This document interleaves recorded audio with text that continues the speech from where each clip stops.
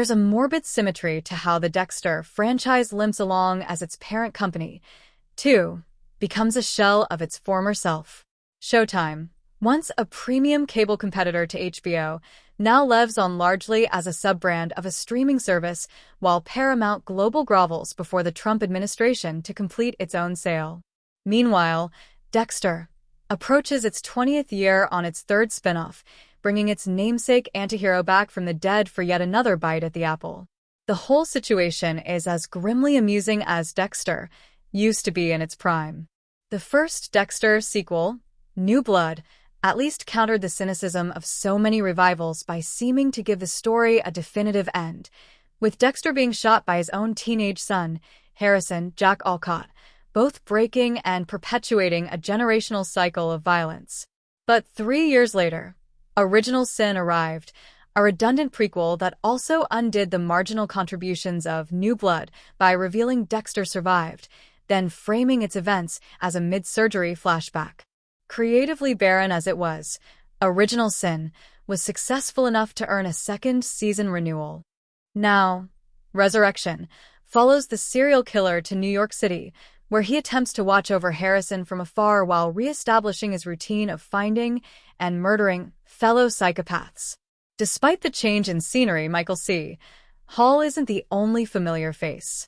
David Zayas returns as Dexter's old Miami PD colleague Angel Batista, who's slightly less jovial now that he's realized his friend may have had good reason to fake his own death, and Dexter still has visions of his father Harry, James Remar.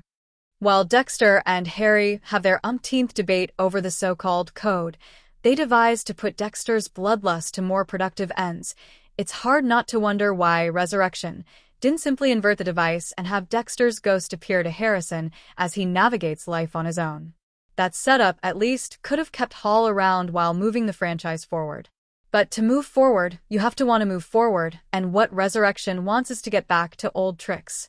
Soon, Dexter is back on the trail of another killer, this one targeting his fellow gig workers for the URCar app, earning him the sobriquet Dark Passenger, which is exactly what Dexter always called his inner demons.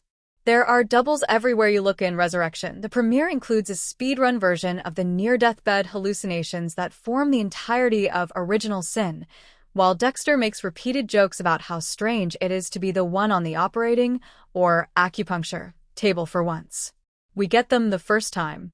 The storyline that comes closest to the perverse glee of original Dexter, not just its literal contents, also features the most overqualified cast.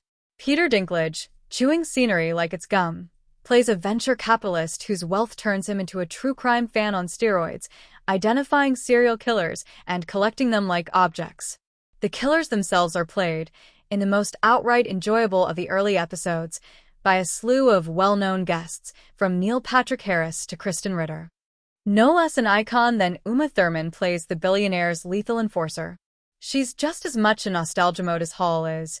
Back in the role of ultra-competent killer for hire, she acted so well in Kill Bill, but deployed sparingly enough that the high doesn't wear off. The same can't be said of the rest of Resurrection.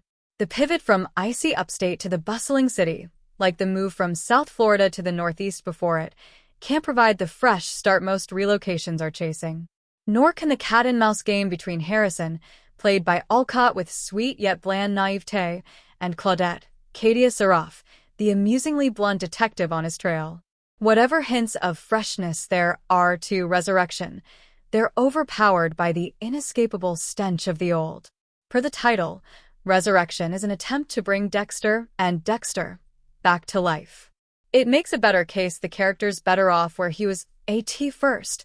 Resurrection seems to set up a baton passing from Dexter to Harrison, now working as a valet at a midtown hotel.